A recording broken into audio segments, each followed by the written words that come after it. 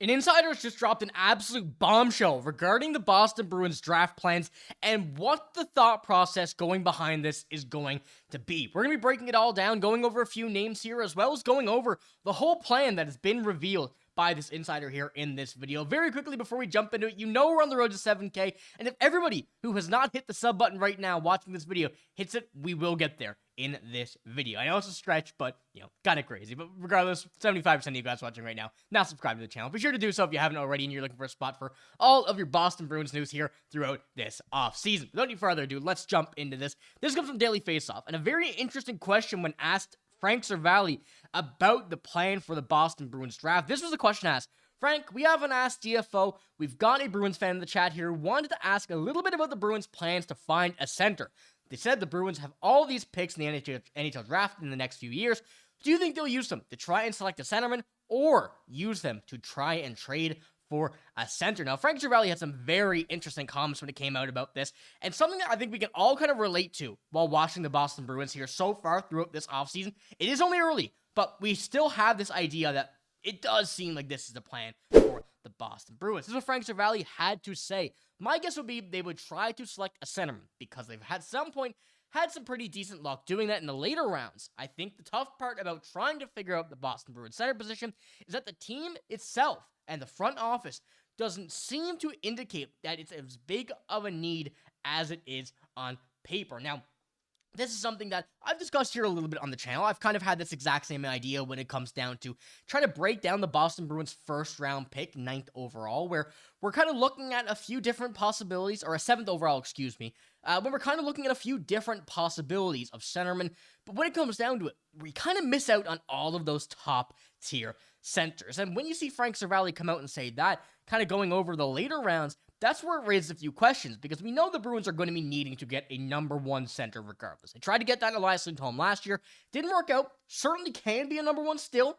I'm not going to say it's not possible, but at this point, from what we saw last year and near the end of the season, we really saw him be able to be that number one center, but I think in the long term, it's going to be a number two. And, it's kind of expensive for a number two center, but it is what it is at this point, because we can't really change this contract without getting rid of him. So, remember looking at that number one center possibility, we kind of go over a few different things here. When we look at Michael Misa, he's that number two, and of course, these numbers here on the left are where they're projected to go in the first round, and we're going to have another one later where those numbers are going to be their picks, and it's a bit later, but Michael Misa is the number two in this draft, at least right now. We've seen some movement up and down with the New York Islanders, but number two, I think, is a fair spot for Misa. Then you have the tier two players. Michael Misa is the only tier one. Tier two, James Haggins, Anton Frandel, Caleb Desnoyers. Caleb Desnoyers and Anton Frandel were two that the Bruins were really considering at number 5, but when it comes down to it now, the odds of getting those two players are going to be very tough if they don't move up. And, there could be some movement, there could be some unexpected decisions made by the teams ahead of us, but centers are a big hot commodity in this draft, and having those top ones here at the top and just above the Bruins picks, quite unfortunate. Now, when we're looking at the ones that we've been able to see, I've had videos individually on these players, so go check them out. But Jake O'Brien, Roger McQueen, those are the two, and in the category of the rest, not even in tier 2, this is where the Bruins pick really starts to come into play, because, Caleb Desnoyers, maybe. If he drops by one pick, it's an option here. Having four centers go in the top 6 picks, very, very tough, but it's possible, and especially with the teams that we have here in this draft, it's going to be an option. But Jake O'Brien, certainly someone that has this potential to be a number one NHL center, and I think that having an OHL, 66 games and 98 points, very, very good start to his career with Brantford, and his game translates well to a Boston Bruins type of center. 6'2", 170, not the biggest guy, but at 6'2", good, decent size for a centerman there who can really do every asset in the center position. Now, when it comes down to Roger McQueen as well, we're going to look at him a little bit. Even bigger, 6'5", 192, 17 games in the WHL, 20 points. We really didn't get to see a full season out of him, however, but certainly has shades and has shown that he's able to be here, and you never know. Could even be a higher pick if he stayed for the remainder of the season, was able to play the remainder of his, final year, what will be in the WHL likely. So, there's two options there, but as Frank Seravalli said, and when he comes down to another quote here that we're going to go over before we jump into these other possibilities, he says, I think that the part is tough to balance. If they don't see it as a huge need, how aggressive would they be going out to fill it, unless they're just playing coy? So, we've kind of discussed the possibility. What if the Bruins don't go and get a center? What if they go out here and just get someone else, get a winger, get a defenseman? I don't think that's the biggest or a smartest thing to do. We know that center is a big need, but when the Bruins have this center position, when they have their lineup right now, they need a number one center. Number one, number two, move them Elias Lindholm. You don't need someone who right away will come down and play the fourth line. The Bruins have a lot of centers, not a lot of top quality ones, which I think is the issue here with the Bruins. But when we go here, and I'll pull this up on the next one as well, looking at 29, 34, near the end of the first round, early second round, Jack Murtaugh and William Moore. Two Boston players, not Bruins, but Boston University and Boston College. Those are two players I also think we should keep an eye on. When it comes down to the Bruins, we know they love to pick players that locally they can see, they've scouted, you just watch, when you're bored or whatever.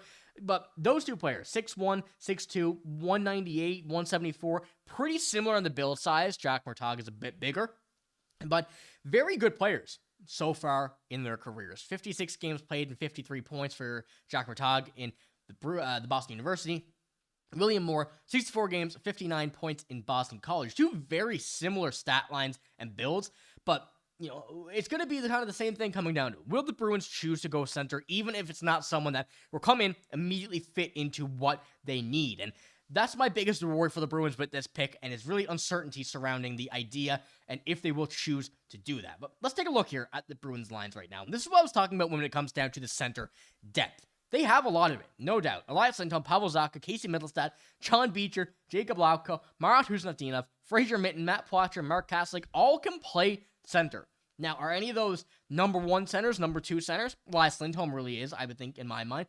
Pavel Zacha has played that here last season, played on the wing for a little bit, played in the middle for a bit. But then you have some younger guys, Fraser Mitten, Casey Mittelstadt, Matt Poitras. Those guys are projected to move in there, eventually, just not able to yet. And Marat Husnutdinov can play, the center. Mark Kaslik was a great center. They signed him to be that depth guy, but once again, none of these guys can play on the first, second line confidently, play 20 minutes a game, and that we would be comfortable with. So going through this idea, as Frank Seravalli said, trying to find this number one center, and I'll pull up the quote once again. Going into it, trying to find that center, but then you're looking in the later rounds as well.